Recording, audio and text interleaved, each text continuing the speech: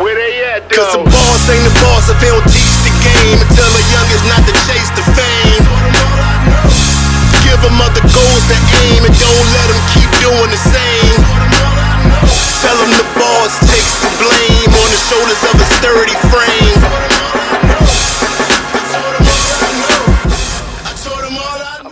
What's going on? What's going on? It's the Legit OGs podcast where we give you the game we wish we had. I'm BF Nkrumah. I'm Herm, the CEO, better known as Herm SP17. Cool. That's it. No IG cool. Why Herm had to get all this extra stuff? It's really rest in peace, Herm SP17. I'm out that mind frame. Alright, okay. And it's cool with a gang. What's up, fellas? What's up, man? What's going on? So can one of y'all tell us why we doing this podcast? But we just doing this to for real. I mean, 3 certified guys here, and we just want to give back to the community of the young boys that's out here that's doing a lot of killing, drug dealing. Just try to bring back to the OG status of the hood. That's it. Way easy to say. Everything that he said, man. I think we try to bring principles back. We're not trying to. We bringing principles back to the game. From our era, not that we condone none of the stuff that we might have did, but we had a code. We had a principle.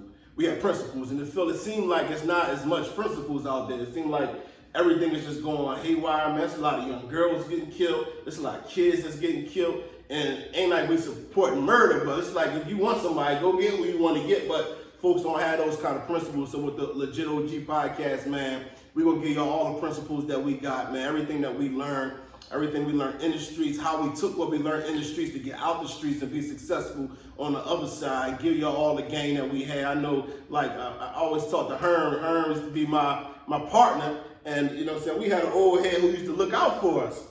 Old head was giving us everything, you know what I'm saying? Like, whatever y'all can move in the week, I'm gonna give it to y'all. Then like later on, like once I like kind of got out the game, I'm like, I ran up on him one day like, yo, why you ain't never put us on to the real estate? Like, you know what I mean? You giving us all the coke to sell, but you ain't never said, yo, won't y'all put some money in these houses? And he was like, well, I ain't think y'all was on that type time. Like, you the old head, you supposed to put us on game. So that's what we had. Like, we just feel like if we had some old heads who was really putting us on all of the game, man, things just would have been a little easier and a little better for us. So our goal right now is to be those OGs for everybody that's watching and everybody that's listening, so we can give y'all that game, man. So y'all wanna introduce yourselves, talk a little bit about yourselves? Hold on, I don't want to introduce myself yet. And we gotta let the young boys know too, like, a lot of the fuck shit they doing out there, we did some of that stuff too. So real rap. We ain't condemning y'all or coming at y'all at all, cussing y'all out or none of that. We ain't doing none of that. We did a lot of that stupid shit too. Y'all might got Instagram now, but we had DVDs and was doing stupid shit.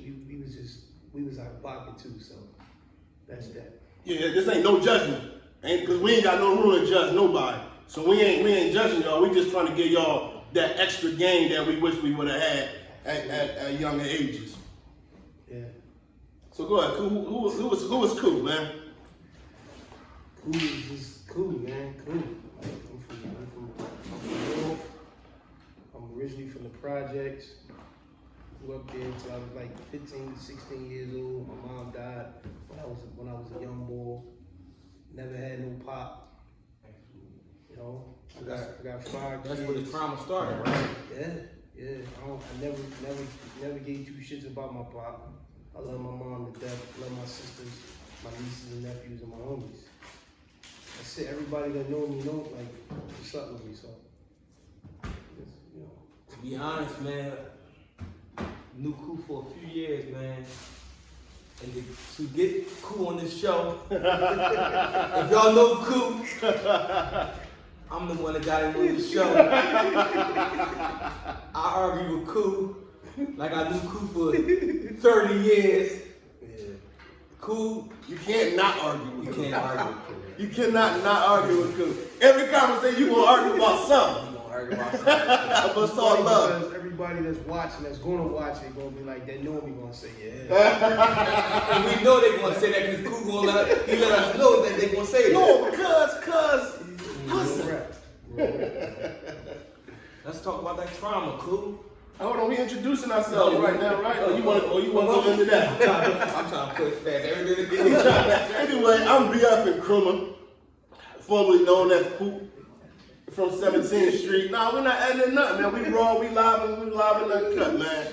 Grew up, me and her, grew up together ever since kids, red light, green light, all of that, man. On Anderson Street, you know, we got our pictures in our suits from 8th grade graduation together and all of that.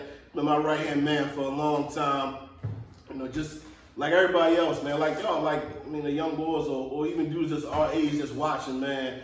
Like just got caught up, get caught up in life, man. Get caught up in streets, unless you're on poverty. Start selling drugs, and once you start selling drugs, the drugs introduce you to the guns. You know, then you have different ego, different pride. You know, we got into a lot of different wars, man. You know, it's like at one point we was going to war with everybody. Like it just seemed like, man, like we don't even know these dudes. How we end up in war with these dudes? Like dudes from all over the city, man. So, you know, we tried and tested, man. Again, we don't glorify none of that stuff, but just want y'all to just know and understand our history. And those who do know us or those that heard about us, like, I mean, y'all know who we were. But I've evolved. Right now, I'm a 7-time author.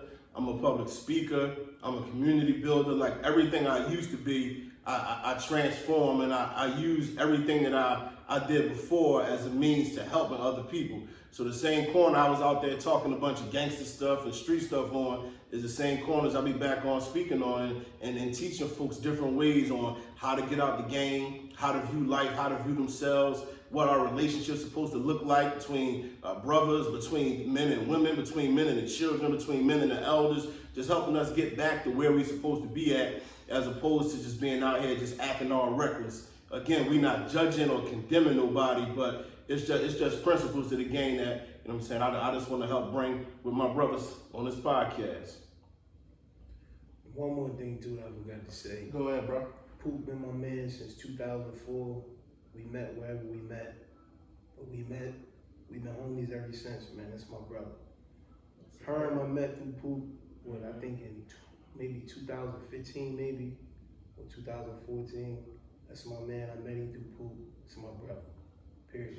And I don't put that brother talk on just anybody. I'm gonna keep it all the way 100. So, but these my South Philly boys. I got a couple more from South Philly, but this is 2 of them. So just want to let y'all know. Sir Ernberry, introduce yourself or you want to move on, man? Let me straighten up a little bit. Come on, bro. Come on. You got it. My name Herm from down south. Come on, bro. We gotta make sure we in the mic so that we make sure they hear My us. name Herm from down south Philly. You know, me and Poop there we really started out in the trenches, like everybody say. We evolved, got better. We got businesses now, and we just trying to change the streets, man, because we didn't have that guidance. That guidance wasn't there for us. A lot of old heads that we glorify, basically they was teaching us wrong, and now we had the platform to teach the young boys right. So I like that. So even like, you know, starting out like trying to do like real estate, businesses, old heads basically like pushing us away. And one day I was sitting there thinking about it. I was like, damn, we really don't have them young boys behind us. And it hit me because we didn't allow that. We didn't allow young boys to come on our corner. If you ask anybody who the lineage behind Anderson Street, it's just us. All the other young boys claim 18th and Annie or 16th and Annie. There's no young boys that claim 17th and Annie. We didn't allow that on our corner. We didn't allow the young boys to be on our corner at all. So even my little cousin, they used to come to the corner. They had that migrate over with that across the tracks. And they had to claim that because I wasn't having that. You know what I'm saying? You stand on the corner with us, yo, you gotta roll. Plain and simple. So with everything that's going on, man, so all the murders and everything that's happening, man, like what be going through y'all mind like when y'all hear about some of this stuff? Man, it's fucked up. Like, you know, it's because you see him younger and younger. Like it's crazy, man. Then I know a lot of that shit probably be over nothing. Like, same things our stuff was over nothing. When you get to the bottom of the story, it's like what? Like he got smoked over that. Like it's crazy, man. But the funny part is too, man, when a lot of these cats ain't respecting, it's the person that ain't got nothing to do with nothing, and you just running down and just letting it spray, and you just hitting whoever out there, man. That shit's crazy, man. Women dying, pregnant girls getting shot, babies dying. It's crazy. Like I said, we ain't gonna condemn you, but damn, y'all was like, god damn, get it together. It's a form of gang banging now. It's not even a form of just regular violence no more. It's like you can't even take a picture with nobody no more. And you take a picture, you can't even take a picture with your own family member that you involved. Now you're involved in something. You know, I just was at a visual tonight. I had to tell my youngest son, like, really don't take a picture with your cousin. Like, I just said that. Like, yo, no. You know what I'm saying? If he into something, I don't want you to take no picture with him. Because at the end of the day, this is how they basing, it's basically like gang banging. For real, man. It's like you're affiliated just because you're a family member or you're a friend.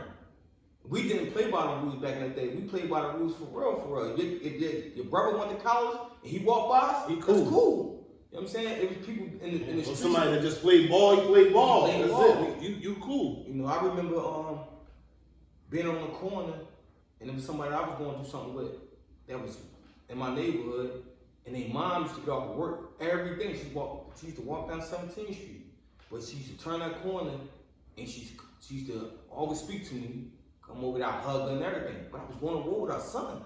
It was crazy. So I was always thinking about like, damn, if she passed away and I go to her funeral and, you know, quote unquote, what y'all call the ops and all that, how they gonna feel about me walking into the funeral? Is her son gonna step up and like, no, bro, not right here? Because at the end of the day, he knew my mom like that. You know what I'm saying? He had a relationship with my mom, not just with me. You know what I'm saying? Sometimes we have a relationship with the people mom before, you know what I'm saying? And it only gotta be with them. No. But I wouldn't go though. No, I wouldn't go either. You know what I'm saying? But at the end of the day, the respect thing, like I see his mom knew what was going on too. You know, your mom knew everything. But every day when she got on work, she walked by me every day and like gave me a hug. She talked to me. So I don't know if that was like the mediator of y'all doing wrong. You and my son doing wrong, basically. Yeah, cause that's the crazy thing, especially when we in South Philly. Like everybody close. Like every you're not gonna say you grew up in South Philly and at one point, especially like our age, like in the 90s, like everybody was cool. Like, you know what I'm saying, it wasn't really that crazy in the 90s in South Philly. I think with the tide term, I don't even want to get around and throw no names, but probably around like 98. You know, it was like one murder that happened in South Philly where I feel like everything changed after that. You know what I'm saying? But it was around 98 where everything just went weird, man. It's like Bean said, all the petty ass boys fucked the night scene up. Like it used to be dope. Like late nights, everybody out on the corner. You know what I'm saying? Girls everywhere. Now ain't nobody hanging out. Everybody afraid. But to her point about the moms, because it was dudes that was really close to us. And actually, like this really like it was probably about 4 or 5 dudes that hung with us at one time that moved, and then we ended up going to war with the people that they was cool with. So now they're going to war with us. But we grew up together. I mean, I look at one boy we was beefing with, man. Me and his little brother still was always cool. His little brother sent me a picture from like Easter '89. You know what I mean? So now I'm looking at this picture. It's me and my brother, him and the boy we going to war with. And I'm like, I ain't supposed to be going to war with nobody. We all got matching Sergio Tacchini sweatshirts. You know what I mean? I ain't supposed to be beefing with you. Like this, it's crazy that you can end up beefing with somebody that you was in pictures with smiling when you was 11. You know what I mean? And that's something like we got to get away from all of that because we be killing people that really we love. Let me ask you a question, Pooh. Do you see a lot of those guys that you was going to war with, like now, like back in the day, like when you was a pup? Do you see them dudes? And if you do see them now, what do you do? You shake their hand, or how do you do it? That's a perfect segue, so we could get into the actual topic of the night. Because the topic tonight is every beef gets squashed. Absolutely. And ain't no beef that goes on forever between that same generation of people. I know I've never seen dudes that was 50 still beefing. Yeah.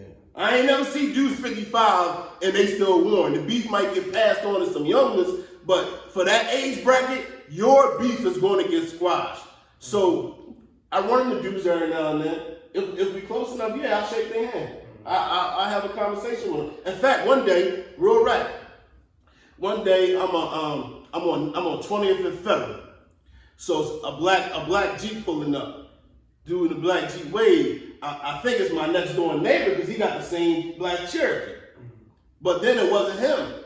I noticed who it was.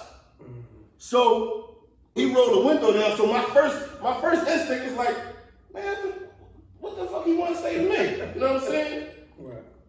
He rolled the window down and said, yo, Poop, I appreciate everything that you're doing, man. The streets really need you. The streets need people, man, who out here who've been through everything that we've been through, man, and come back and talk to the young boys, because we ain't had that, man. He like, man, he said, me and her and son play on the same basketball team. He said, I be seeing him, man, yo, we really need everything that you're doing, man. I feel like that was one of my proudest moments as somebody who's doing the work in the community. Because when somebody who was your enemy, you know what I'm saying, somebody who you was really beefing with can pull up on you and all of that's put to the side. And like, yo, man, I appreciate what you're doing. Like that was real thorough to me. And but that goes to show at a certain age, you got sons, you got daughters, you got teenagers, we got teenagers. What we look like still beefing. Yeah. So you going to war now, you 20, you 18, you 16, you 24. Oh, by the time you 31, 32, them kids start getting older, life gonna change, man. Life definitely changed. I believe it's a respect thing. That's what I think. I think it's like, yo, whatever y'all went through back in the day, we got kind of like a mutual respect. It's not about like what you did to my team or what I did to your team. I just think it's a mutual respect that, yo, man, you handle your business, I handle my business. We here. At the end of the day, we here. The young boys is killing. You seen that? You start looking at your son like, damn, man, I can't imagine my son going to war at 13. I really can't imagine my son going to war at 13. I'm gonna be honest. My son's 15 right now. Got a son 15, and the son is 18, 19, and I can't imagine them going to war with nobody for real, man. Cause I know so much pain that came behind that shit, bro. Like I was a fucking kid.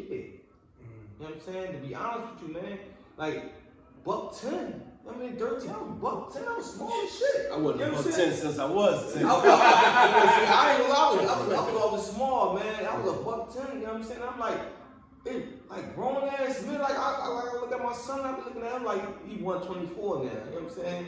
He got some weight on him, but still, I'm like, damn, man. I was really going through with some grown ass men. They ain't just like, yo, I'm gonna chill. This a young boy. They like, no, they was coming at me like I was their peers. So at the end of the day, when I started the tow truck business, got a lot of dudes that I was going through something with. It was one little young boy, man. I hated, man. And I knew, I said, man, he was they little cousin. Like he was the youngest. He used to always give me like a lot of hell, man. He used to always rock that me motherfucker, boy. He knew how to grind yo, again, man, boy. Hop me up, man. And I'm like, yo, man, I know when he get older, I'm gonna have a problem with him. I'm kind of like a young adult. He's a kid, but I said, man, I see all in him. Get my business, turn around, he one of my best customers. Yeah. Unbelievable, man. And I said something to him before. Said something to him about it. I was like, yo, man, I hated you, man. He was like, man, I know I was a bad kid, man. But he's like, we on some money. I'm like, yeah, call me for everything, man. I couldn't believe it, man. I said, man, I'm kind of like doing the right thing, but I think it's like a respect thing. And sometimes I be just looking back. If things ain't go as in with that war situation or any war situation or street levels, I feel as though that would I had the same respect. You know what I'm saying? Coming from the enemies or whatever you want to call them. So I look at it, man. I think my name made me who I am right today. I can walk around, I'm proud, happy, good father. First and foremost, I'm a good father, and it made me like my sons. They can't get over on me. And they can't get over on me. I did everything that every street nigga did, except tell. Never told. You know what I'm saying? Never will. Same here. You know what I'm saying? same here. One day, me and my man Cool, I was talking about everybody in the snitch. Everybody. If you had a job and you get caught sleeping in the break room, and somebody go tell a manager or the boss, yo man, Cool, Poop, Herm was in there sleep.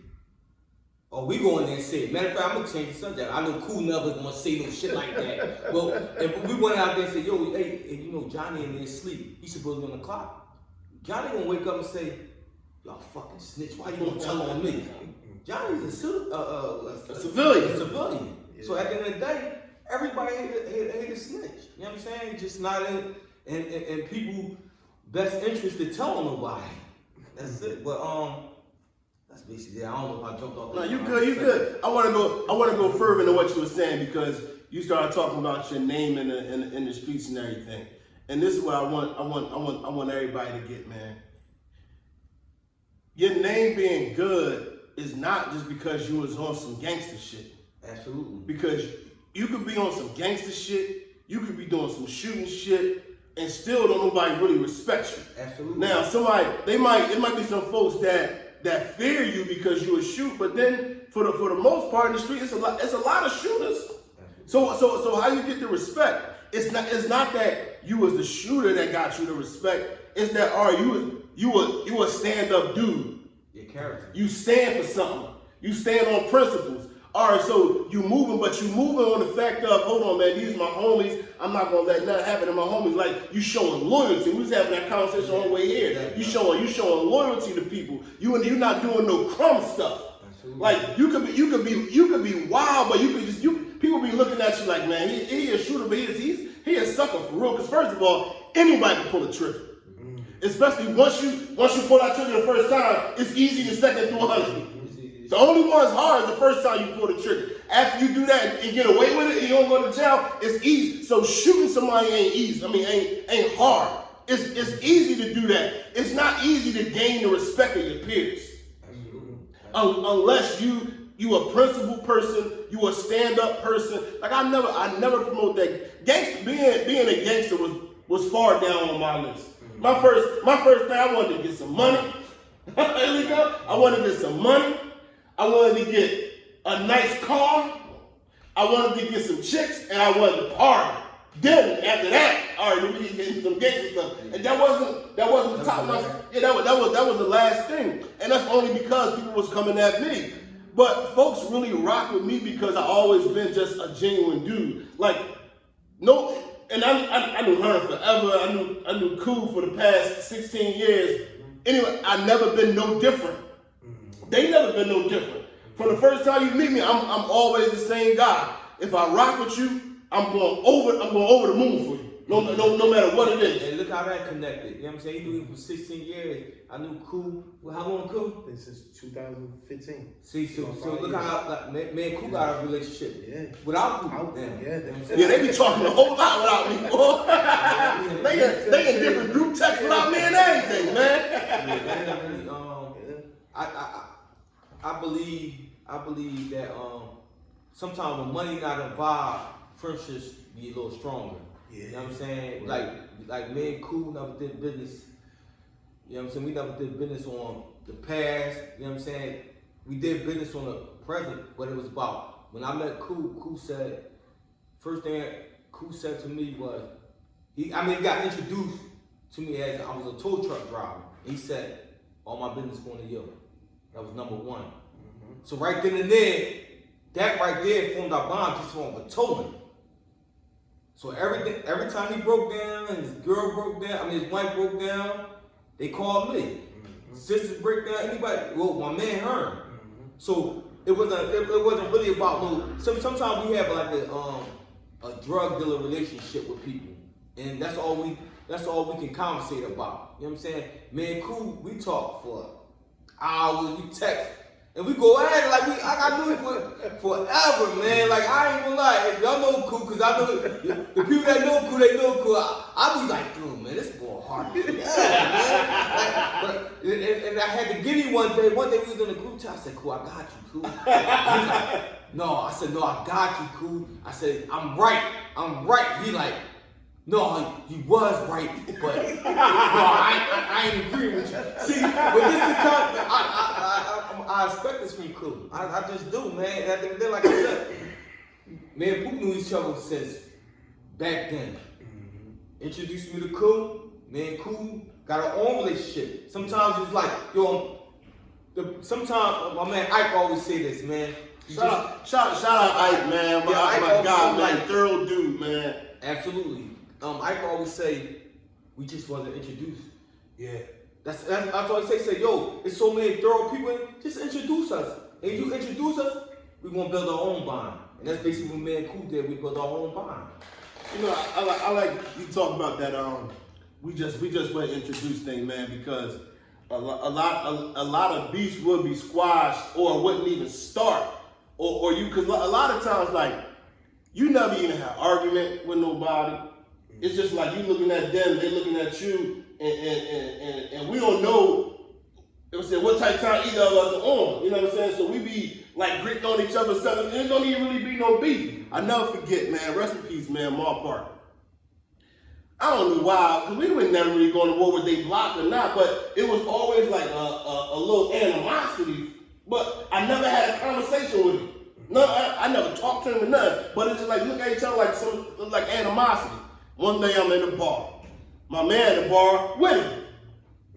So now my man, I'm gonna sit down and so he introducing us. So we talking like, you know what I mean? Because we old at the time now. Like I'm saying, oh, what's up? Like why does it seem like we always had this animosity?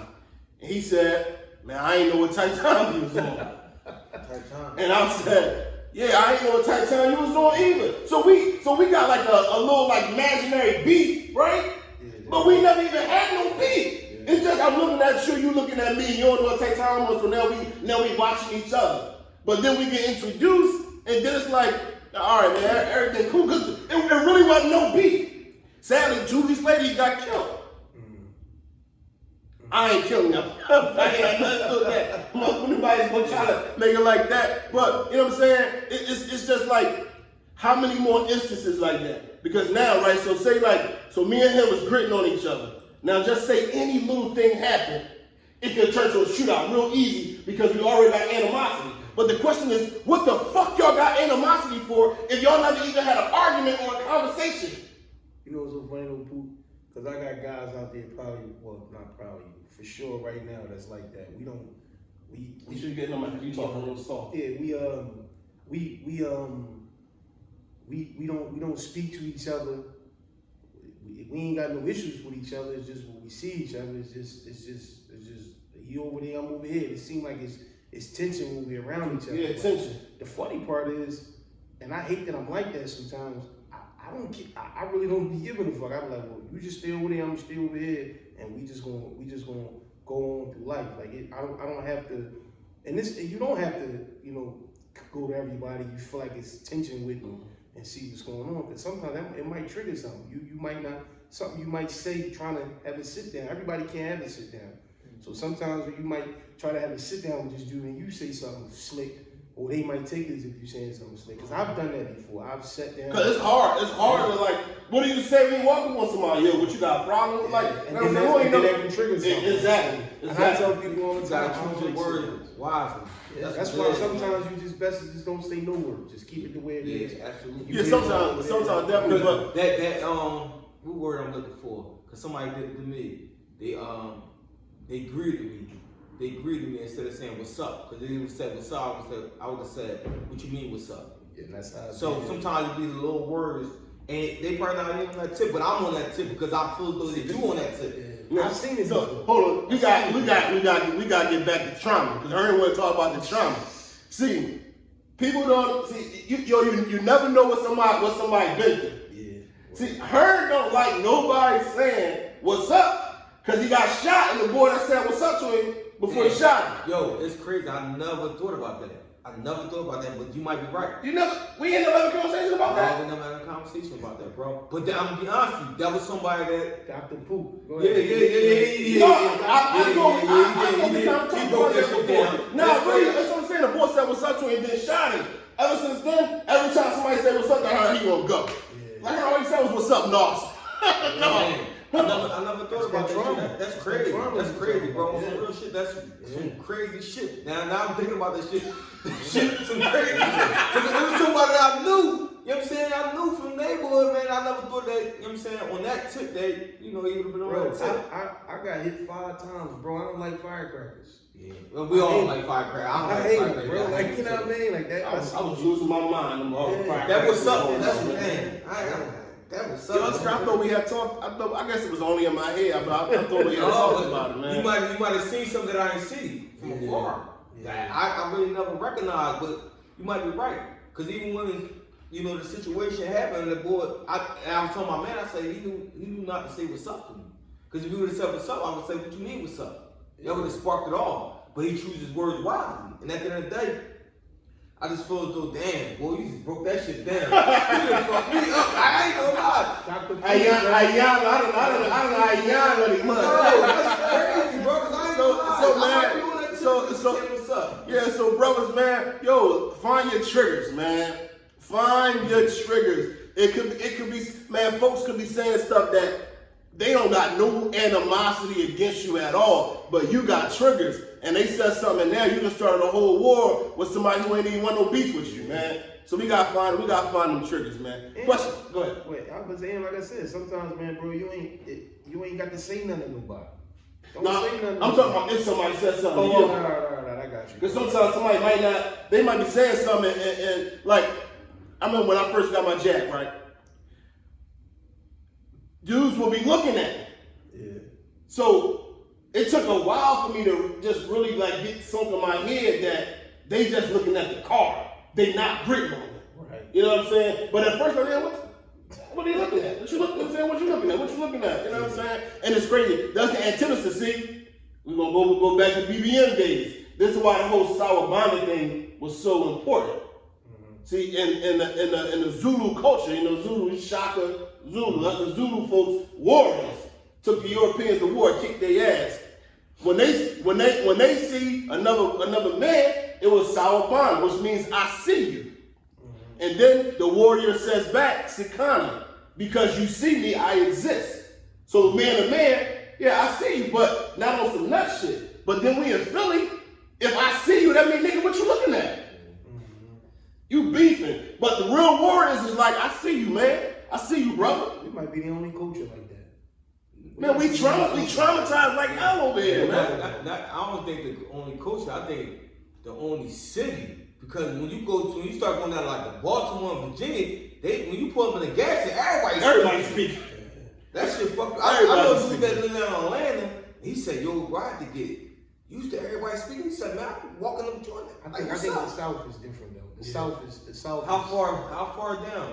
I don't know. I was just in Atlanta. Atlanta. When I was Atlanta South South. love too though. Yeah, they showed me a lot of love. Yeah, it was love. Really, Virginia is where the South started. Yeah. Man, well, I'm from Baltimore to down. They all speak. Even some Delaware, they get a little friendly, but. Hey, yo, let me ask y'all a question though, right? Good. When back in the day when it was beef, right? Now, no, I'm not talking like teenage beef. Now I'm talking you in your 20s, your late 20s, maybe even some 30s. Did you ever look at it and be like, when it's on, like, damn, this is bullshit. Like, you ain't even want to do it. But you know you got to. But you like, man, I don't even like this shit, man. Like, cause it was times, man, I had situations with dudes, and it was like, damn, like I don't even feel like this shit. You know what? Like, I'm gonna tell you a story, right? I pull up to the gas station on Broad and Ward. Boy, I know from down Fifth Street, he not really into nothing. I go pay for my gas. He got his head down. I don't know what he was trying to find in his car. He's trying to find something in the car. Just rummaging through the car. I'm sitting there pumping his gas. I'm pumping my gas, right? Whole time pumping my gas, whole time I pay for my gas and everything. He never takes his head up out the car. He's just looking through everything. And the whole time I'm sitting there like, man, I wish I could do that. Cause it ain't no way in the world I'm at a gas station rummaging through my car without picking my head up. I ain't doing that nowhere until I get back to Ann Street. Nowhere in the world I'm at a gas station doing that. And I envied the fact that he was so free that he could just rummage through his car and not worry about somebody running up on him and killing him. I agree. So yeah, in that sense, I definitely was like, damn, man, I wish I wasn't going to war. Yeah. It was plenty of time. Every day, man, coming out, waking up, it's like playing Russian roulette. Coming outside, man, it's like you come outside, you either catch a case or niggas shoot you or you shoot somebody. That's just the game, man. I can tell you a little story, man. When I realized that I really was in too deep, man. My grandma loved to walk. My grandma always walked Snyder Ave, Broad Street. Even my mom, they love to walk. And it was one day, I don't know if it was hot or cold out there. I ain't gonna sit up there and try to front like I knew what was the climate of the weather. But I remember my grandma and my mom asked me to take them somewhere. And that was the time I told my mom that they can't get in my car. I told my mom, like, you can't get in my car. And my mom looked at me, she knew what it was from the rip. She was like, okay, say no more, we're gonna walk. When they walked off, as a man, I was like, damn, man, I really got my grandma walking out here, but they're not safe in my car, to be in my car with me. So, yeah, I definitely feel that, like, yeah, this shit's some bullshit. You know what I'm saying? And I remember through a mutual friend, he came and talked to me. He was like, yo, man, my little cousin, you gonna do something with my little cousin. He's like, but I ain't got nothing to do with it. You know what I'm saying? I got my own situation, but we cool, He's like, but he not into that shit like that, bro. Like, you just talk to him, man, just hear him out. I'm like, all right, bring him around. Bring him around. And it was like the relief on the boy's face that I could tell he ain't want the trouble. You know what I'm saying? And when I say, you know what, man, you stay in your lane, I'm staying in my lane. It seemed like a little relief in his face. You know what I'm saying? And it kind of gave me a little. It was like, you know what? That's one dude I gotta worry about because I knew this guy that brought him to me. I could trust this guy. You know what I'm saying? I knew this guy. You know what I'm saying? And I knew I could trust him. So at the end of the day, it was like, yo, that's one dude I gotta work at. One less dude I gotta worry about. So it gave me a little relief. You know what I'm saying? Sometimes you're putting that gap when you hit every morning, getting up. You know what I'm saying? You gotta have it on you 24 hours. Like, I ain't gonna front. Sometimes you get tired of that shit, man. I'm like, man, I don't want that shit on my head. You know what I'm saying? I just saying what that shit on my head. I'm feeling good. I'm waking up in the morning time feeling good. You know what I'm saying? I'm overnight boy, so you know what I'm saying? I made the money. So I'm like, yo, I'm feeling good. I put this shit on my head, man. For real, I'm gonna live a regular life. Yeah. See everybody else living a regular life playing ball. Matter of fact, he wasn't even better. Go with you. You know what I'm saying? It was an old head. He wasn't involved in it, but he was running the league. But his nephews, he knew I was gonna do something with his nephews. And I asked him, like, yo, let me get in the league. And he's like, no. It's like, no. It's like that go for you, and that go for my nephew.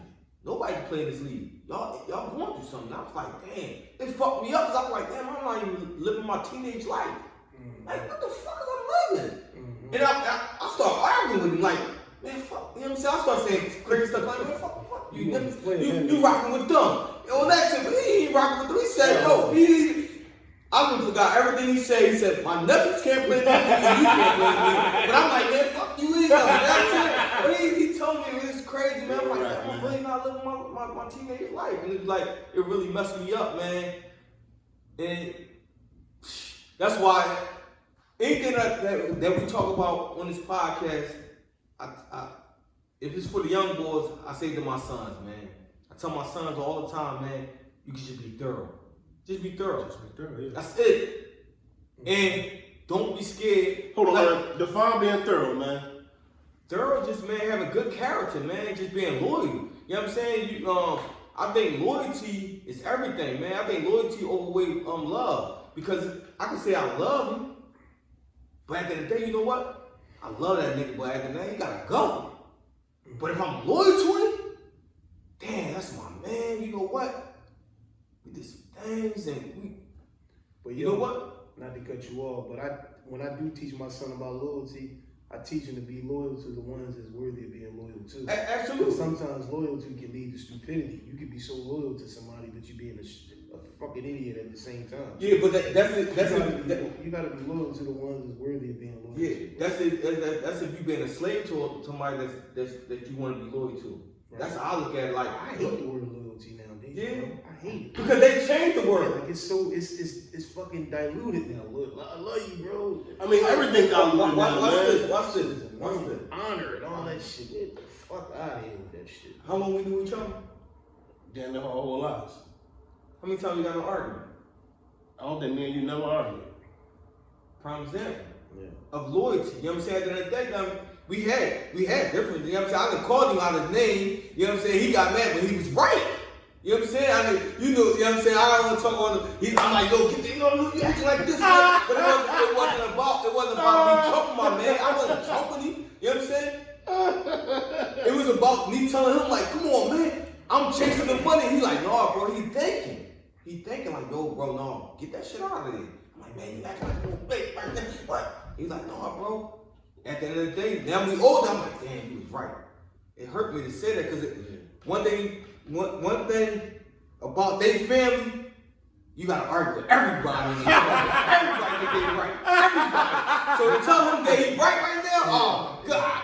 I'm Pam, Mike, his mom, his sister, everybody right now. I used to argue with everybody. This whole house I'm arguing with every guy coming to join. But at the end of the day, it was about we was loyal to each other. Like yo, we was loyal to each other. I was it's crazy. I don't like bringing up stories, man. But I was in court one day, man.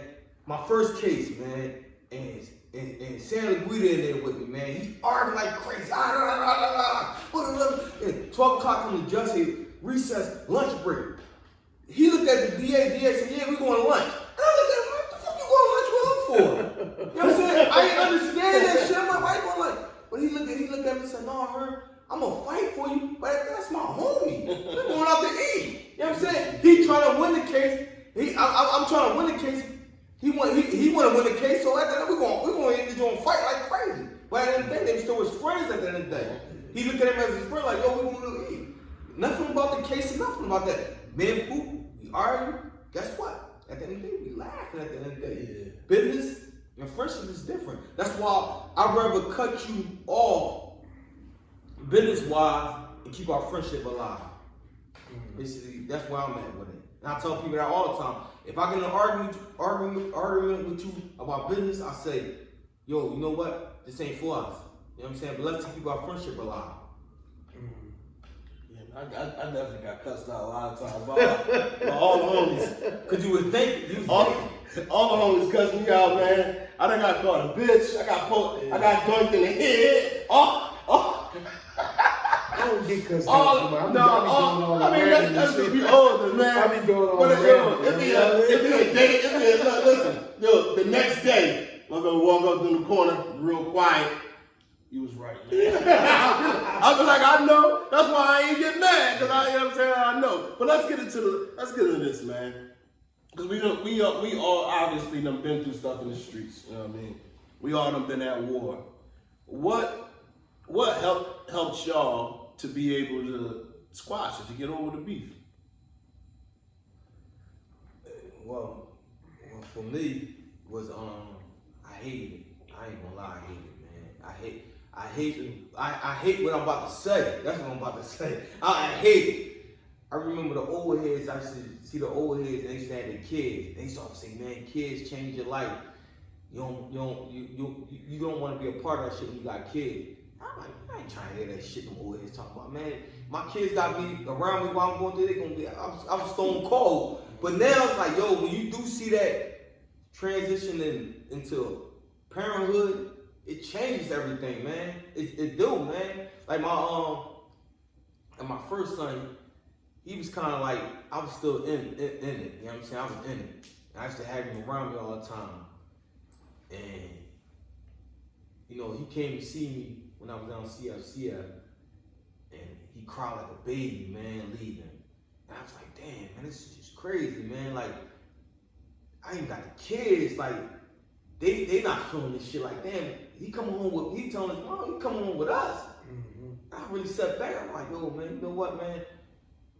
I gotta make a change in my own household before I try to make a change in the the streets. So, you know, then my second son came, and when he came, like he really, I was kind of like out the street. You know what I'm saying? I wasn't really into the streets like that. In the wars, I was still making a little couple dollars, but I wasn't in too deep.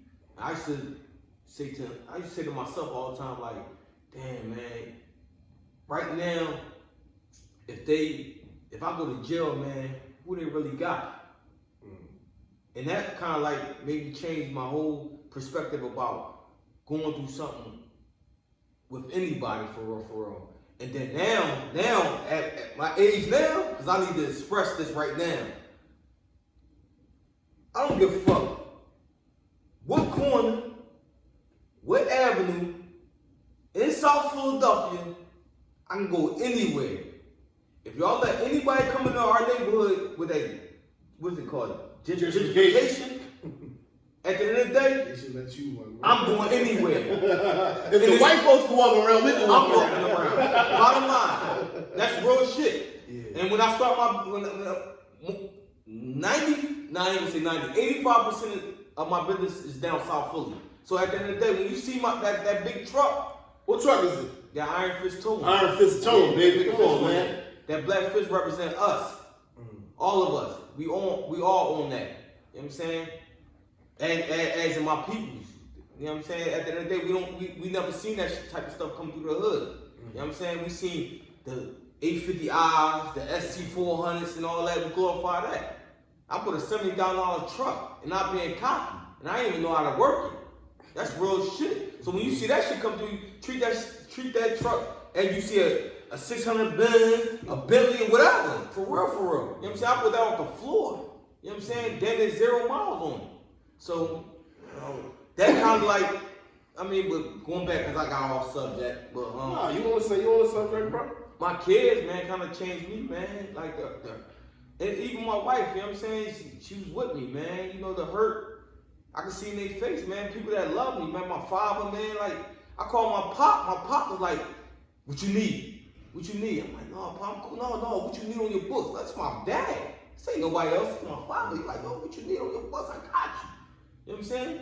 I'm like, no, damn, cool. It's just that a lot of people that was in my life, that was in my life, they really love me. I gotta come home and do the right thing. And also, when I came home, and people like, yo, Herm, what we gonna do now? I'm like, nigga, you was out here this whole time. What you mean? What we gonna do? You know what I'm saying? You had the floor. You had the floor, nigga. You wanted this all. You wanted this. You wanted this floor. You had it. Now what we want to do? No, I'm done, bro. Yeah. I'm done. You know what I'm saying? And I bowed out gracefully. Like I said, never told on nobody. I can hang my jersey up. Hang my jersey up. A lot of dudes, me and Koo just had a conversation. We don't want to put no names out because I just glorify somebody from North Philly and Koo put me in my spot, my place. Yeah. And he was like, no, bro, it's not about that, bro. It's about dudes reaching a certain age in their life and still want to be relevant. So that's just like Michael Jordan right now coming to the game right now trying to play with LeBron. He get dunked on. Y'all gonna forget about all those 6 championship rings that he had, some MVPs. Yeah. Michael Jordan knew how to get out the game early. You gotta get out them young boys' way. Gotta get out their turn. Get out their way. Get out. Don't hit none of these chicks. Just get out their motherfucking way and let them do their thing, man. That's the name of the game. But for me, it was. I sat, like I told Herm this story. I sat 23 months. Shit I ain't had nothing to do with, and a friend / family member of mine was on the streets telling people that I did this shit. Like that was like the weirdest shit. I'm like, what the fuck? And I sat and I played out and I came home and from that day forth with my mom, I'm like, I just gotta do something different. They cheated to get me, to sit me down for 23 months, and I just knew I had to do something different. It's funny, man, because all in there, I kept saying, man, I'm gonna come home, I'm gonna get a job.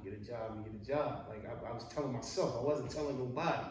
And then I came home, I was moving around, but I had got a gig, and then like you said, man, I started thinking about my kids, my son, you know what I mean, my daughters. Like I had a daughter when I came home. She's 4 now, and like it was just, to me, life was just different. Man. I watched her come out. That was my first kid that actually I watched come out, and that shit like did something to me. I'm like, damn, like And my daughter's my 4-year-old been attached to me like crazy, man. But it was just She like, look just like you. I can't even take a shit, man. Right there, man. It's crazy. But anyway, man, I was working. I was doing my thing working, man. And I just told myself, man, I ain't fucking with that shit no more. But it was funny because it was hard at first to make the step to say it's over. It was hard, you know what I mean? It was really hard. Like, and it was times where I was lying to myself, and I'm done. And I stopped for a month, and then I remember one time I'm telling Poop one day, I'm like, man, I got 1 foot in and 1 foot out. Like, you know what I mean? It was like that.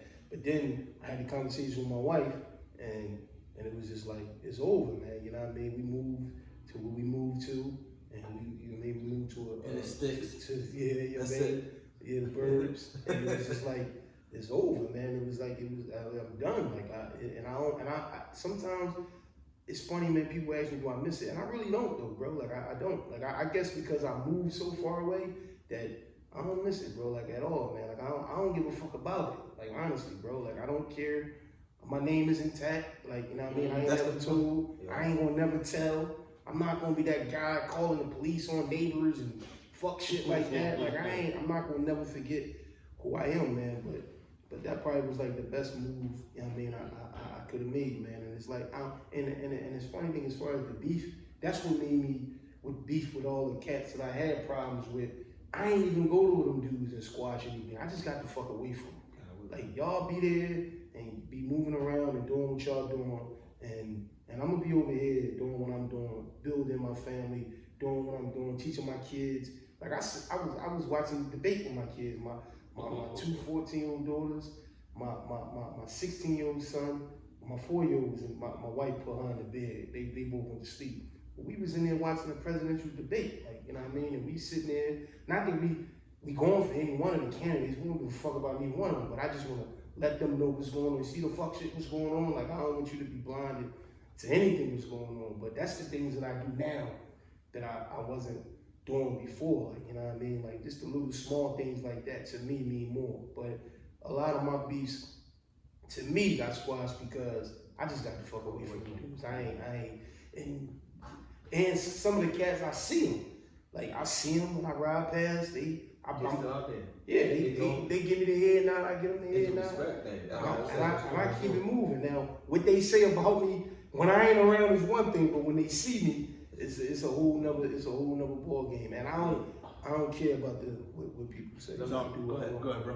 What I got out of everything, cool, to be honest with you, bro, I heard about the kids and everything, bro, but something just told me, man, it's about the mom, man. Your mom raised you right, bro. Yeah. I heard that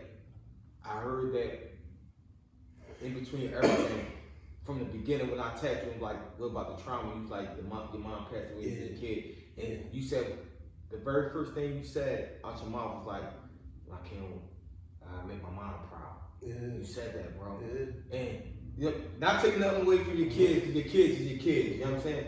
But you knew your mom raised you right, man, to be that stand-up guy that you try, not that you're trying to be, that you are. That you are. That you are. Yeah. I want to say try to be. What you mean? Yeah, what you mean? What you trying to say? This I ain't this saying that. listen, see, this is what I'm saying. Yo, come ain't do no arguing tonight, man. He trying to be good, man. See, when you dealing with me, you already know how me going to. See, he might not say nothing to me right now on camera. He might say, damn, Herman, I appreciate you saying what I'm trying to do. Like, what you mean by that? No, that's man. off the camera. See, you know, I know how these boys think, man, like I said. But I peeped that about, you said about your mom earlier in the conversation. Then you said that you brought it back. And that's why, I think that's where our trauma kind of like start. You know what I'm saying? Like I told Pooh, like, the first funeral I ever went to was my aunt, man. You know, we used to go out the projects with her back in the day, man. And, you know, she got murdered out of the project. First funeral I ever went to. And it messed me up, man, because my cousins, they had to adapt at a young age. And my grandma one of the strongest people in this world, man. Grandma's strong, Yeah, man. man, she's so strong, man. My grandma's so strong.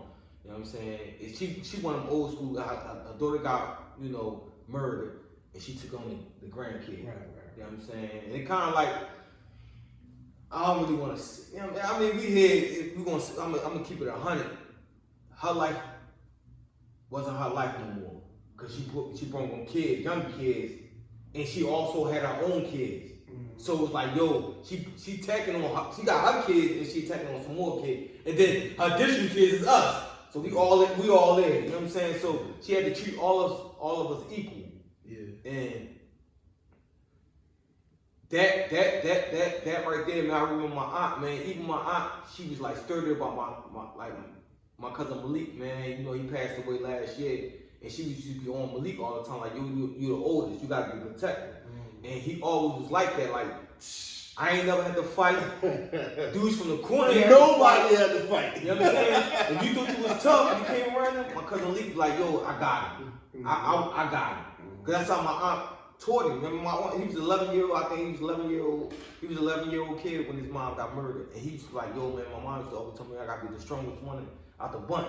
And he showed that, man. He lived that. He lived that, man. You know what I'm saying? All the way to, you know, his demise from the world, man. You know, he was a strong guy, man. You know, my cousin was always happy, man.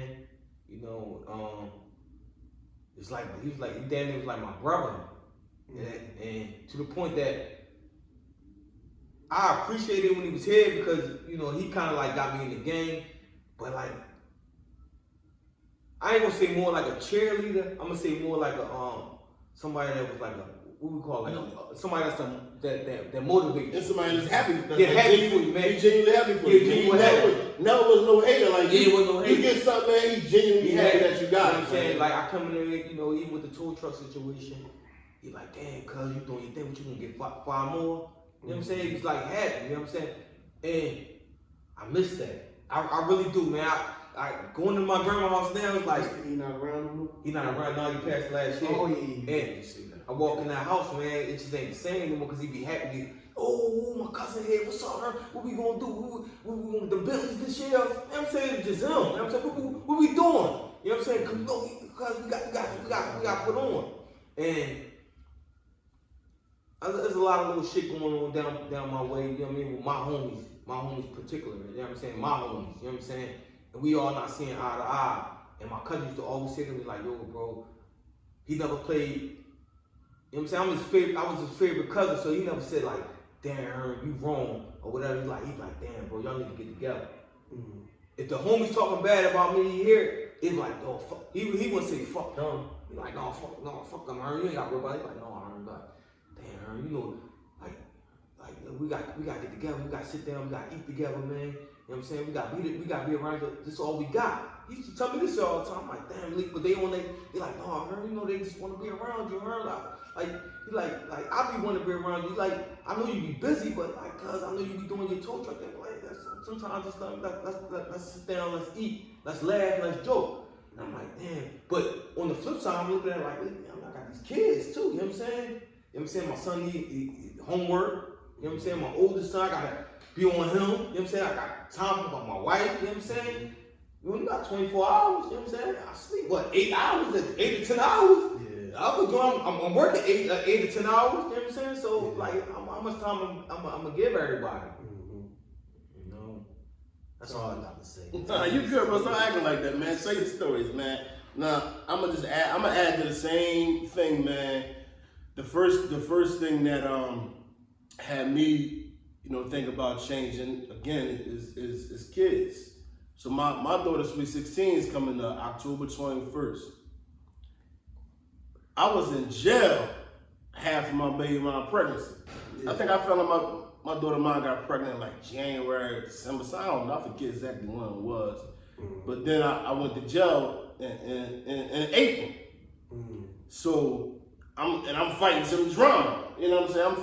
I'm facing a lot of time in jail. My daughter mom coming up to see me. I'm watching her get bigger. You know what I'm saying? She was pregnant at that time? My daughter mom was pregnant. I never knew that, bro. Yeah, I never talked about it. I never talked about it. Think about it, the time frame add up, right? Yeah. I never talked about it when I was in the jail. Right. But I thought about it. You know what I'm saying? I was always thinking about it. And this is my biggest thing. And sometimes people say I'm a little crazy for saying this, but this real shit. This is the only thing that's going through my mind, man. If I get found guilty and I gotta do all this time, niggas is gonna be fucking my daughter for jeans and shoes and sneaks and bags. My daughter gonna be out here laying on her back to get stuff. That's the only thing that was going through my mind. And it troubled me so much. Like, even though my lawyer was like, listen, man, I'm gonna get you off, we gonna beat it, X, Y, and Z. It never got out of my head. Like, damn. Word. I'm not even gonna be able to be there to see her born. I'm not gonna be there to see her first steps. I'm not gonna be if I get found guilty, I'm not gonna see none of her life. Like, by the time I come home, she gonna be grown. And I wasn't there for none of that. And I'm like, I know how the hood is. Little young girls ain't got no dad, they get taken advantage of. We took advantage of them. We took advantage of them. Dudes that was We took advantage of them. And like when I wrote that book, The 6 Days of Manhood, you read that, you called me like, God damn, bro.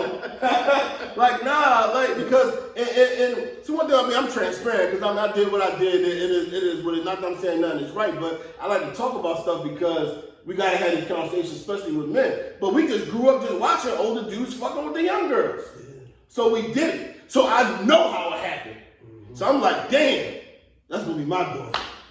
Now how I'm gonna feel, I'm a Gratisford, I'm a Fraxville or Dallas, I'm at one of these state jails, and now, cause I would still be in jail today. So my daughter, Sweet 16 coming in October. You'd have been in that jail. I'd have still been in the jail, like damn, my daughter, Sweet 16, man, damn. Somebody probably out there taking advantage of my daughter. Yeah. That's the first thing that really wanted to make me change. Like, so when I did end up beating the case, I come home right before my daughter was born, and I was able to be in my daughter's life from that point forward. I'm still here, hands on dad. She had all your books. She had everything. She had everything. Parties, yeah, she had everything. Cause wherever I'm at, she's selling the merchandise in the back. She learned entrepreneurship from her dad. But I was able to be here, man, and that's the first thing that made me like, man. Now, but I was still going to war though, right? So now, so I'm out of the jail, but then now it's like, damn, what if I get killed? Yeah. Same thing. If I die in these streets, my daughter gonna be getting taken advantage of. I remember I seen this video, cause I hope nobody feeling kind of well about this, because I'm not trying to disrespect nothing that nobody do, right? But whenever I see them cardboard cutouts of them young boys like at their birthday parties that got killed, it do something to me. Yo, bro. It hurt my heart. I hate them joints. I hate them joints. Yo, bro, I swear to God, I thought it was just me. No, man, I hate them joints. But this one, I watched a video one day. What the young boy's daughter.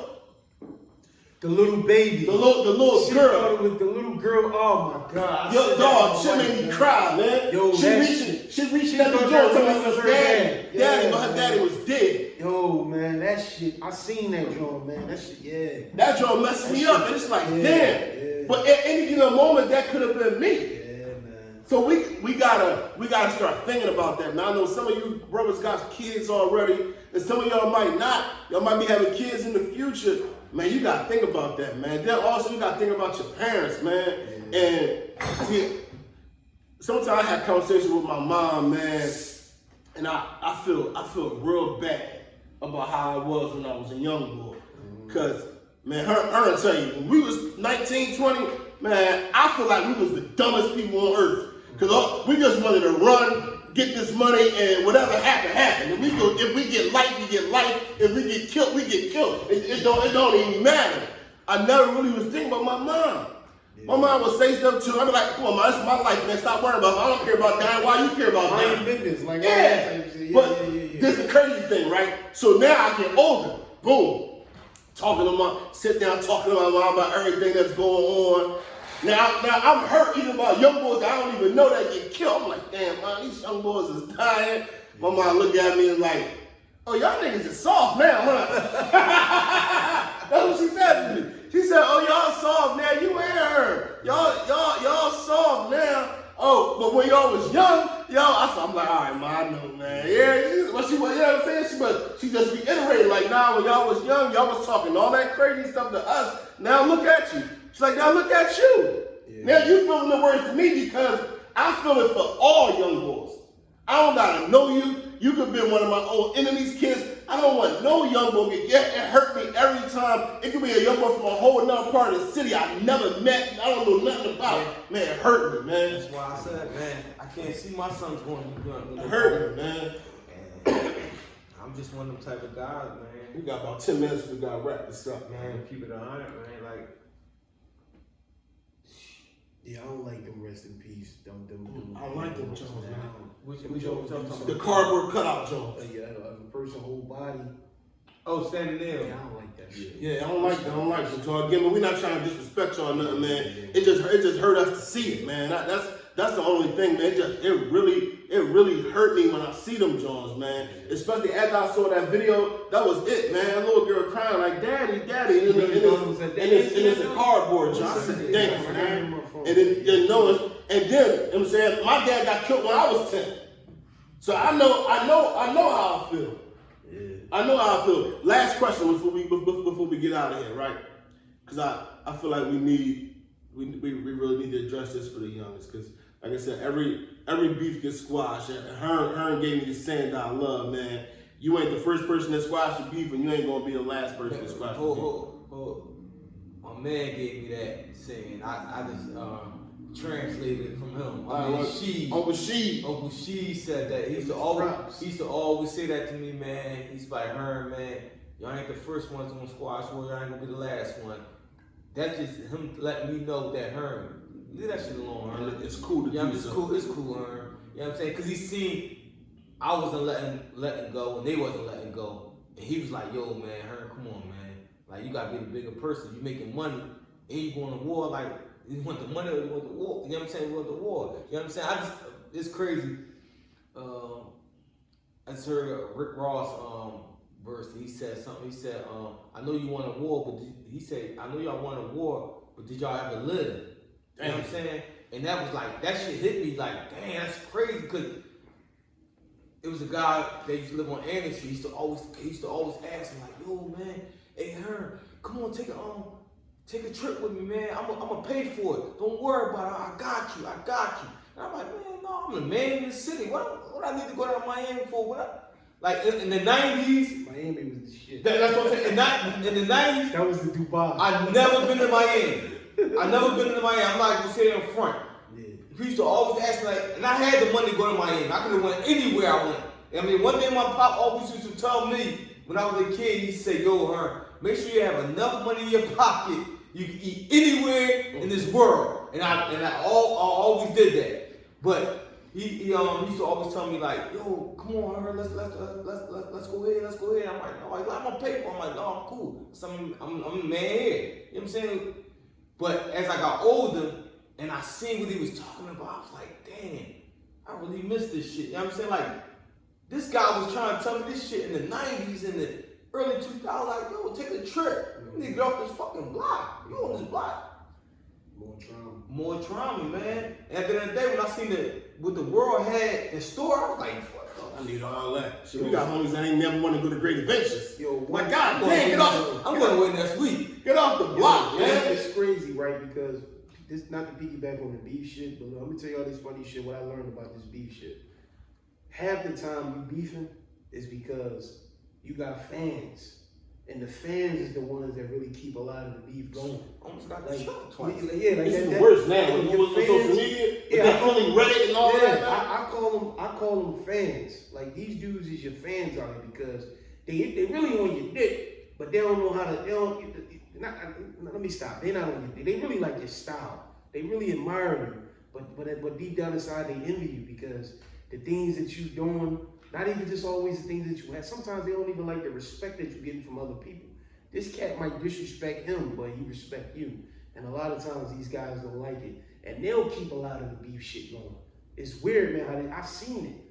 I've literally seen it with my own eyes. These cats out here just keeping shit going. And I call them dudes, your fans. Your fans, man. Cool. Seriously, I got a story like that, cool. And it's real life. Coming out, I'm on 17 Wharton. Come out the store. Now this is my neighborhood, so sometimes the neighborhood was like an L. Like, for real, you really be boxed in. I don't care what nobody say. They're like, oh, I can go anywhere. You only go from here to there without a gun. You know what I'm saying? For real. Because you feel safe in your neighborhood. So, I'm coming out of Miss Lee's.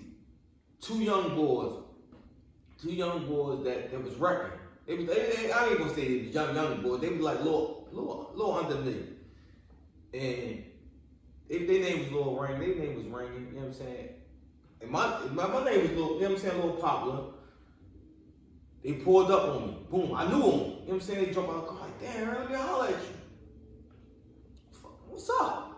They're like, no, it hurt. You know, we got introduced by, I said, yeah, what's going on? Like, no, bro. We heard through the grapevine, somebody told me that you was on our top. So I'm like, huh? Yeah. So I ain't gonna lie, I'm gonna be honest, I was cocky with it. I said, if I was on top, I would have been that top. Just like that. I ain't gonna lie. It just came second nature. It just came out my mouth. I remember saying, I'm like, if I was on your top, now I would have been on your top. He's like, no, that's why we came and talked to you, because we knew we all right. You know what I'm saying? But the boy that told us that, we looking at him sideways.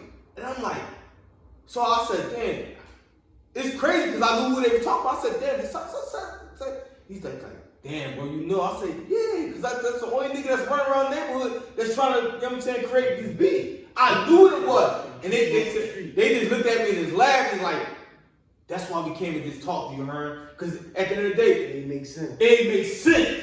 That's what they said to me. Young boys, I'm talking about, they probably like, I probably got them like 3 to 4 years, but I look at them, they're younger than me. And I'm like, they was like, yo, they just laughed and just walked off like, damn, Hearn, we gonna come around there later on and bust it up with you. But I'm like, damn, that's crazy, because my life could have been ended like that. Because I'm in my neighborhood, I'm comfortable. I ain't even thought I was comfortable. And when they pulled up, it was about their little business, you know what I'm saying? But right then and there, they could have just said, yo, we going down. We just going down, we ain't gonna talk to him. We ain't gonna talk to this boy, man. But it was like a mutual respect. I'm like, damn, let me go holler at her. God, this ain't even sound like her. So when they came and talked to me, that's how it went. It's crazy because I was ego tripping too. Because I'm like, damn, why would I say that? You know, you get older, like, that's how I say this. So why you think Main Man did that shit though? Why what was his like? We can name just like 5 dudes off hand, man. It's just like the beef. They was like the nigga off what's that minutes? It's like to see shit. Yeah.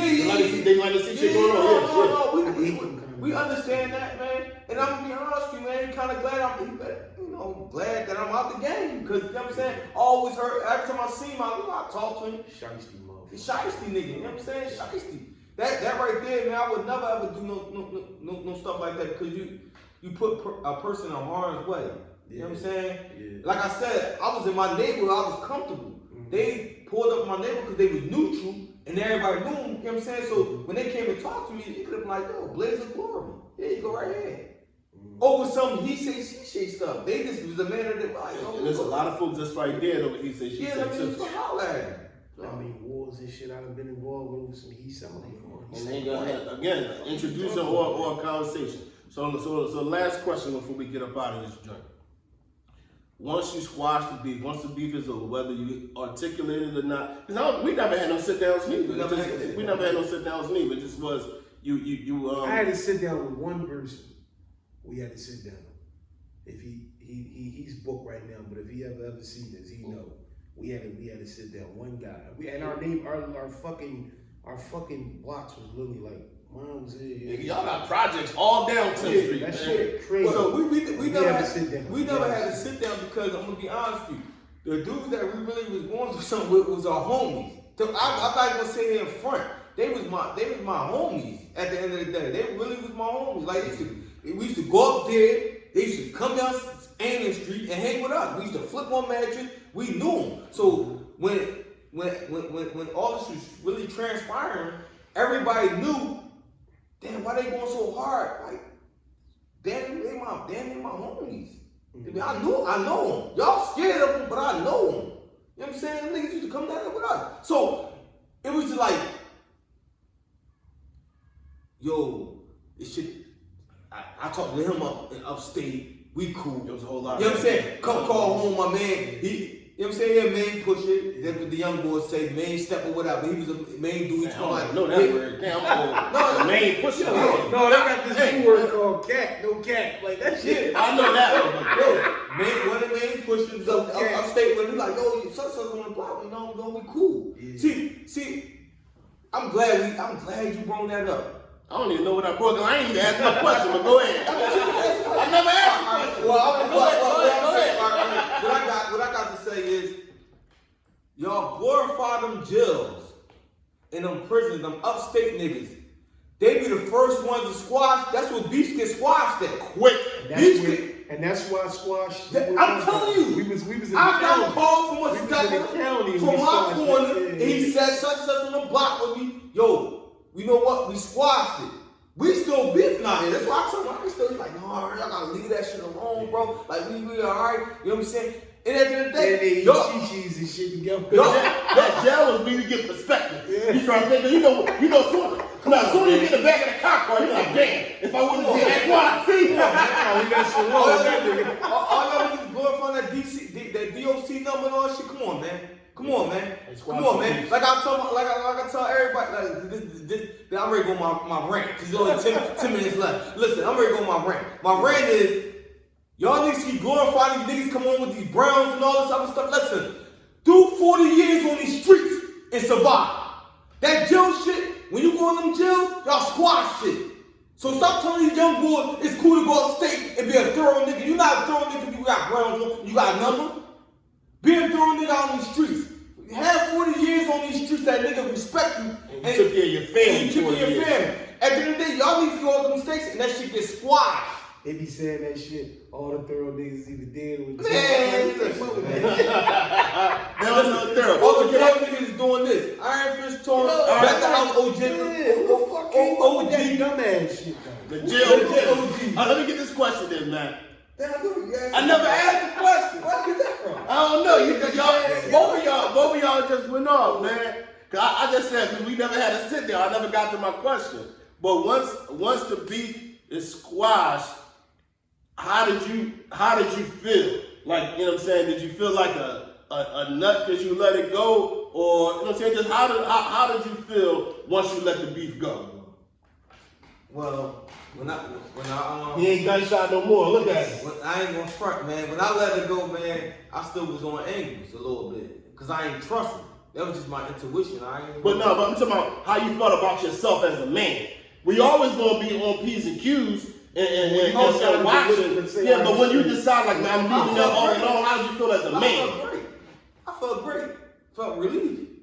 Cause like you said, from the age of yay high, it's like, yo, man, I'm going, boy, every fucking year, like this shit taking a toll on me. But once I found my little comfort zone, I was like, damn. I mean, when everything was over, I was like, yo, you know what? It's a great relief. Guess what? Grandma, passenger side, mom, backseat, I'm helping with bags. You know what I'm saying? It felt good at the end of the day. It felt good. But that life, man, is just crazy, man. It's a crazy ass life, man, to live, man. And I know these young boys, they feel the same way. That's why they're getting high so much. Yeah, that's because true, you can't deal with that shit and just be normal, man. No, you can't. And I think my highness was probably partying and drinking and having fun. You know what I'm saying? Y'all they doing things different now, but it's a relief, man. It's still the same escape. Yeah, It's I going to I want to piggyback on something you said too about getting high, but same here. It was a relief. That's what's up. I'm happy. It did take a load off your shoulder to squash it. And the funny thing is though, bro, back to the fans. The fans don't like when you squash it. They don't respect it. They want it shit. They like it for it to keep going. But it's back to you with the get high. And I ain't trying to change the subject, Pook. I know we gotta agree go. But listen, a lot of these dudes, man, getting high more now. In my opinion. It's because they listening to this music and they watching what those cats is doing and they want to be like those guys so bad. And they don't got that pop, that dad to let them know like, yo, that's some bullshit. You can listen to the music and don't apply that shit. Because I listen to the music, when I was a young boy, but when I was out there on the streets, it was for survival. It ain't had nothing to do with what Big was saying. I can fuck with that shit was just entertainment to me. But I think also now these young boys now is watching that shit and they want to be like these dudes, man. I'm telling you, that's more. Hey, cool. Hey, cool. If my son was here right now, he'd be asking about certain people from my neighborhood, like, yo, Dad, is he like that? I'm like, no, he's a good boy. His name's such and such. He's a good boy. And I tell my son that. That Tekashi thing was the biggest thing. I'm glad he did that. I'm glad, because my son, no. Give me a second. I know what he meant. I know what he meant. Yo, cool. Matter of fact, I'm sorry, cool, but I got to say this. That's cool. But it is so kind of glad that he told. Yeah, my young, I'm telling you, damn. Let's go. It sounded crazy. Cool. It did sound crazy. We gotta get my story out now. You ain't even saying that. I know where he's going. Back to what we were saying about. I know where he's going. Let me go. It's a teaching of telling my son. This is what happened. My son was asking me about him before when he first came out with the Tekashi 9. Yeah, Tekashi 9 boy. He told me, he was like, yo, Dad, you think that? I said, first of all, son, nigga got rainbow hair. He ain't doing nothing to nobody. Cops know him, you know what I'm saying? That's quick. So, I'm telling him that he's not a gangster. I'm trying to break down to my son. It's entertainment and it's real life shit. When he told, it was good for my household as in what I was teaching in my household. These dudes, y'all was a good teaching move. That's a good teaching. That's what he said. He didn't say that. You said it was good that he told. Oh yeah, I did say that. All right. Good teaching moment when he told. Okay, that's good. That's all right. That's cool. That's what I'm here for. All right. Definitely gonna say that. That's good. All right, that's good. Yeah, her, you over there. You love it. It was a good teaching moment. It was a good teaching moment. It really was though. Yeah, it was a good teaching moment. And my son, it clicked. Like, yo, my dad know what he's talking about. Word. Because at the end of the day, yo, I can identify who's in it and who's not in it. Right. And when he told, now he come home, he told. It's over. Yeah. If we gonna play by the street rules, once you tell the folk what you do in life, That's it, you out. you out. Yeah. You out. All that other shit that boy said, I ain't gonna say his name, but he told some, you don't have, what did he say? What the boy said? He said, because I don't want to say the boy, I don't want to give him this prop. You know what I'm saying? But here in the shit, he gonna say, you don't have the proper credential to tell somebody they're a snitch. No, he's a rat. Bottom line. You might not be qualified. Qualified. That's Thank you, man. Everybody qualified to recognize you a rat. You a rat. You know what I'm saying? I kind of understood what he was saying, but I don't get what the fuck you saying. Is that oxymoron? What I did? It's oxymoron. Okay, because let's go back to the beginning of this podcast. What I said, nobody like a snitch. If you had a job, a nigga tell. That shit get to the mic, huh? If you had a job and you tell, they gonna bribe you up by it. Yeah. So if you told, you told. So somebody say you're not qualified. What you mean? Yeah. You know, come on, man. Listen. I understood what he was saying, but I didn't get why I didn't like what the fuck was the point? I didn't see this. I don't know. I sent it to your phone. Like, what the fuck was the point? Like, what was the point that you saying that? But I get what you're saying. But look, it's funny. Not that I know we got to agree go again, but it's funny, man, because I get what you mean with the teacher movie. Because not to talk about the rat and shit. I remember telling my son something about girls with taking pictures, naked pictures with girls at 16, and I say, yo, son, that's child pornography. Even if you're you're 16 and she's 16, you gotta be. So I'm breaking it down. So now, when I'm breaking it down to my son, his football coach, Sydenham Jones, one of the guys on his football team, was running around. Mind you, they go to school with these white kids, and the guy was black. He had pictures with this little white girl, you know, whatever. The coach? No, the young boy on the team. But it got out. He started showing people. So the coach sent a group text to all the parents and the kids saying, yo, if you got this, if anyone sent it to your phone, delete it now. So my son was like, yo, Dad, you was right, man. Yeah, it's real. He's a teacher. And I got another teachable moment. One time with him with this little girl, with a girl, now I don't want to put that out. That's my son. I don't Yeah, know.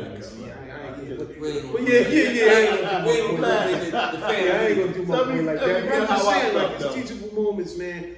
And I get what you mean by when you told him something, and it feel good when you tell him something and it happened, and you like, And that's I told you. and that's what I was proud of. I wasn't proud that the boy told because I like I get what like, you're saying. I know. But the thing about it, like when that was a teachable moment because when your child hit a certain age, they look at you like my dad think you know everything. Yeah. Or they think you old and out of style. Out of style. Everything. Son, what are you talking about? Yeah. So I buy your shit. when that boy did all that, I just sat back and smiled like, you know what? Yeah. Damn, bro, you just helped me out inside my fucking household. Yeah. Cause you know what? My son know how to identify you fucking clowns that's entertainment and this real shit out here. That's it. That's all. That was my teaching. I listen to these young boys. Do I go around and say, yo, that's my man, he thorough? No. I like your music, bro. Your name motherfucking Richard. Fucking entertainment. Your name Y'all, Richard Simmons. y'all funny because y'all was thinking y'all ain't gonna be talking all. I'm gonna put it all on you. Y'all been going all. I ain't lying to shit, man. You know, to the bar. I was like a rookie. You know, sweat. We ain't even taking this shit, bro. I was sweat like a horse. Nah, so let me give my joint, man, and put a ribbon on this joint, man. You know what I'm saying? Squashing beef and leaving the game. Both of them said, you know what I'm saying, definitely a relief. But you know what I'm saying, Herm all testify to this. Like I always wanted to do more. Like I really ain't just wanted, like selling drugs was just a way to make money and something that we got caught in young. But I wanted to do something more. So my thing, and I never even talked to nobody about this until I did it. I always wanted to move down south and open up a cheesesteak restaurant. Like, I remember when you did it. yeah, you know what I'm saying,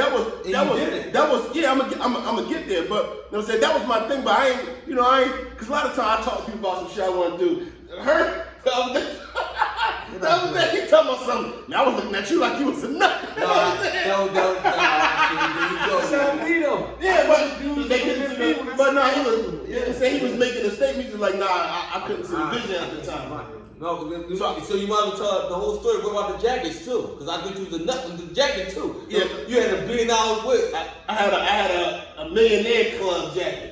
We was young, boy. I got It's that crazy. Pharrell did billionaire club. My man was doing That was way late. I said, man, we about to be we gonna be millionaires, man.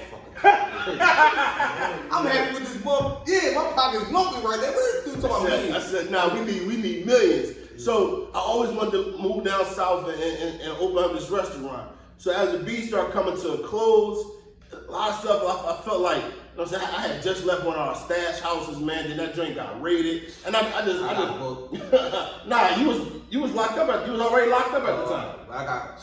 Yeah, you got booked another times, but this was after you was locked up, and I just started feeling like, man, that's a sign. You got the money, man. Make the move. So I moved down south. Got a spot where I was living at, got me a restaurant, opened up a cheesesteak spot. You know what I'm saying? The recession hit, I ended up losing it and everything, but while I'm down there, I'm hearing whispers. He left because he was scared. Like you talking about the fans that want to keep stuff going, because ain't like nobody that we be going to war with is gonna say, dude, you're scared. You know what I'm saying? I'm like, man, I've been going to war all these years. Now, why all of a sudden, now I'm scared? Like, no, I'm on to something new. So now as the beef is squashed, I'm getting out the streets, like I'm so comfortable in my manhood. Yeah. Like you can't tell me I know I'm not a sucker. Because when it was going on, it was on. I never hid. I was never not on the block. I was never not out partying. I should be dead. Hey, hold. We not glorifying that. That was the dumbest shit we all did. Because the art of war is for to stay low. To be honest with y'all, but go ahead. Well, we was out. Yeah, you're right. It was dumb, man. We was crazy. Well, dog, man, we was crazy. So, but I felt comfortable as myself as a man. So then when I finally come back to Philly, so the beat squash, this is where the relief really good. Yo, I'm just walking around. I'm just everywhere. Just walking. I got a car, but I'm walking. One day the young boy was like, yo, why you be You got a car, but I keep seeing you walking. I said, man, I wasn't able to walk for at least 10 years. Right. For at least 10 years, I was not able to just walk around South Philly. Now, I could have just walked around with my dad, but broad daylight shooting, you going to jail. So we drove here to there, only stopped at certain spots. But once this war was over, dog, I was just walking, man. I'm walking past all different kinds of blocks everywhere, just feeling comfortable. And I'm letting the young boys know, because at the time now, they had war. I'm like, this is what, once the war over, man, your life opened up. Life opened up. I'm not trying to be in no box no more. Because back then it's like, I'm on Annan Street right here. I might walk to Miss Lee's on 17th and Ward. I might walk the 17th Carpenter to talk to our homies over there. I might venture the 16th and Catherine a little bit, but I'm really in a four block radius. 16 Warren. Yeah, Warren. That's it. Like I'm really in like a might swing around Hicks Street here and there. Here and there, but that's pushing it a little bit. Yeah. But that's a little 4 block radius. I was trapped. I was trapped 10 years in this little 4 block radius. I couldn't just walk nowhere. Man, once that beef was on, man, I was like, Forrest Gump, just everywhere. I was running. I was just walking, man. I was walking everywhere. You almost said, you just keep walking, man. I'm walking everywhere. I need to get all my miles in for the 10 years I couldn't walk. Yeah. But I was comfortable in my manhood, even when somebody try to bring some stuff. Like, it's times I've been on the block and somebody, I hate, this is one thing I hate so much, man. When you get out, man, people be trying to try you because they know you out. You know what I mean? I hate it. I just be like, man, back in the day, you would never even try me. Yeah. But I'm so comfortable in myself, I just let it go. I'm not gonna argue. All right, man. That's how you feel, man. You got it, man. I'll be walking away, man. They tried me a couple years ago. I done fought like 5 young boys. I ain't gonna lie. I'm not the one. I ain't gonna say it in front, man. They show me respect. That's it, man. You know what I'm saying? Show me respect like an OG, man. Like, you know what I'm saying? You disrespect me, I'm fighting back. You know what I'm saying? That's it. I ain't gonna lie, man. I ain't get tried because I don't come around. Yeah, that's the thing. But that's the art for real. Yeah, anybody that's going to war and gotta come back to the corner the next day. That's sad. Yo, bro, you ain't like. Yeah, that's sad. You want to die. Yeah, that's or you sad. want to jail. Bottom line. Yeah. And I went through that at one point in time too. That the fans running around, oh, you scared? Man, scared of what? We was out here slinging and banging out this motherfucker. Exactly. What the fuck am I scared of? But they look at it, your growth, when you on some shit like, man, I ain't know no better. Fuck them niggas. I'm over here with it. Like, and that's how they, but like I said, I don't come around. Like I literally, but it take me then in 45 minutes to get home anymore. I ain't got time for you niggas. I'm out. Like I ain't. You still trying to study with your kids, trying to study like you know, but this the key to it all, right? We ain't got nothing to prove. Yeah. I don't gotta prove to you that I'm not no nut. Yeah. My history speaks for itself. But even if it didn't, I'm just so comfortable in me as a man. Yeah. I don't gotta prove nothing. Yeah. A lot of this stuff is like, I gotta do this because if I don't, people gonna think. They have these, not that paper gotta need to do. Have these motherfuckers, some bum ass motherfuckers that ain't got nothing, running around living with their moms. They Section 8 moms got Section 8 houses. They staying in there. These niggas is bums, man. And the ones that's on Section 8, this ain't no knock on y'all, man. Seriously, I'm looking in the camera. I apologize. I'm just talking about these bum ass niggas that you ever had issues with, and it's crazy, man, because they don't want. They miserable as fuck. They ain't got no life, and they ain't got nothing to live for, man. They just out here just breathing. It's a motherfucker right now dead that was a good nigga that could use that air, nigga. You wasted. Final thoughts, brothers. Final thoughts. I don't know how long we've been going. Final thoughts. Piggyback off of what you say. Cool. You said it's some thorough niggas that shit been out here. Like I always say, man. Nipsey Hussle died the same year as my man Jan, and died the same year my cousin Leak, man. And I feel as though that I seen a lot of people embrace Nipsey Hussle when he died. And I said, damn, man, if the world would have got to know my man Jan and knew my cousin Lee, they would have did the same exact thing with them. But they didn't get that far. You know what I'm saying? In growth. You know what I'm saying? So I always look at that as just like a move in life, man. Like y'all can't just see a person on TV and say he thorough than the next man. You know what I'm saying? I just feel as though that my homies, they deserve everything that Nipsey deserved. And that's one of the reasons Nipsey was one of my favorite, you know what I'm saying, underground artists at the time, because he was an underground artist, and no disrespect. You know what I'm saying? When I used to listen to Nipsey, it was underground. And I had a lot of respect for him. But I feel as though I didn't promote him on Instagram because I feel as though my homies died in the same year, and I feel as though they should have got promoted the same height that he was promoted. Last thoughts, Cook.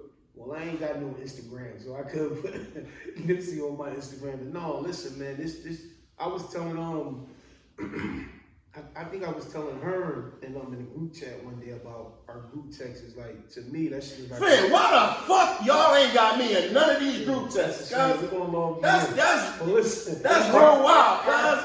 That's real wild, man. That's how we gonna get Pook in. But anyway, We gonna add you in right now. our group text to me is like my fucking therapy, man, for all this trauma of all these years and shit that I've been going through. I've been shot 5 times, I've been stabbed, I've been through it all. Like, so to me, like that, I was telling her one day that the group chat to me is like our therapy. Like that shit is like really my therapy. That's why I'm so passionate about certain things. I be snapping and ramming, going crazy, letting it all out, because if I let it all out in the streets, I'm gonna go to fuck the jail. So I'd rather just get all that anger and any issues I got with disagreements, I just be going fucking crazy. But man, I hope if people made it to the end of this podcast, this is the first one, man. So if you made Bear with us. If you made it to the end, man, that's what's up, man. But you ain't gonna get nothing but the truth and the only truth out of us, man. And like I said, man, my name is my name. You can sell my shit on eBay, Bivens. You can sell it on eBay, Kuzel Bivens. And I really feel like I gracefully bowed out, and I'm happy. North side. Just because I bowed out don't mean I ain't watching my mirrors. I ain't paying attention to what's going on. But I knew one thing, man. When I'm in my house, man, and I'm chilling with my family, to me, other than my group chat with my homies, man, I ain't gonna lie, man. I'm relaxed, man. And that's the end of that, man. See y'all in the next one. Final thoughts. Every beef gets squashed. That's it. You're not going to, if you are fortunate enough to make it to 35 or 40 years old, whatever beef that you're in right now, you are not going to still be beefing at 35 and 40 years old. Eventually, y'all going to squash the beef. If you're going to squash it eventually, why not squash it now? We done been through it. We done had our names all in the streets. We done all been hot. We done all been had our, I remember people come back from the police station like, yo, they got y'all pictures up on the wall and all that. Like, you know what I'm saying? We done been the main, yeah, we sure did. Yeah, you know what I'm saying? We up there like, you know, so it's like we really was the main targets out there, man. But we let it go, and it don't take away from you being thorough. It don't take away from you being a man. In fact, it make you more than a man. I always say this. The number one thing that really make you a man is actually being there for your family. That's the number one thing a man got to do, is be there for his family. If you dead, you're not there for your family. If you upstate, your family got to be taking care of you and sending you money. Facts. Go ahead. Let me jump in there, because we just witnessed. I had 2 of my cousins just passed away this past couple months, and then my man's father just passed away. And the last final say so of everything was their kids. Yeah. You know what I'm saying? He was there for my man Pop dying, and he just hit it right on the nose. Rest in peace to old head Marcus too. Rest in peace. Yeah. If your kids, they the ones going to grieve for the rest of their life. But matter of fact, man, we just had this conversation on the way here. Your kids gonna have a final say so, man. If my father was a good dude, or he was a bad guy. At the end of the day, man, I just witnessed 3 funerals, and they talk. I say, you know what? Yeah. I'm going an extra mile for my kids. Bottom line. Let me get Sorry one more about thing that, off too. One more thing too. Right? Something I told Herm this a while ago too. We gotta get Pookie in the group tag so he can know. We already put him in there.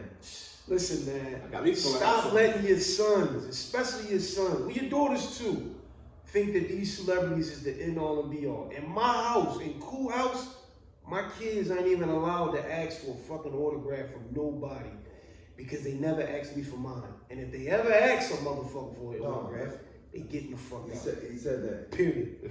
I I'm think letting y'all know right crazy. now, man. That Yeah. motherfucker telling the Stop letting your kids think these celebrities is the end all and be all, man. You supposed to be their fucking hero, not LeBron. So not none of these people, so man. I'm cool with the teaching. I took it right. That's right. You know what That's I'm right, saying? bro. But if you out with your son and you see a basketball player and he go run to get that nigga autograph, in my opinion, I ain't gonna say you're a failure as a parent, but goddamn, bro, like you need to do some soul searching, because my boy ain't running up to no motherfucker Lil Cool. He ain't running up to no motherfucking celebrity getting shit, because he never asked me for my autograph before. But that's that. The bottom line. Yeah, so bottom line, just title of the show, what we trying to get across just with this message, man. Every beef gets squashed, man. So it ain't no sense of you feeling like you obligated to stay in the war. You obligated to kill.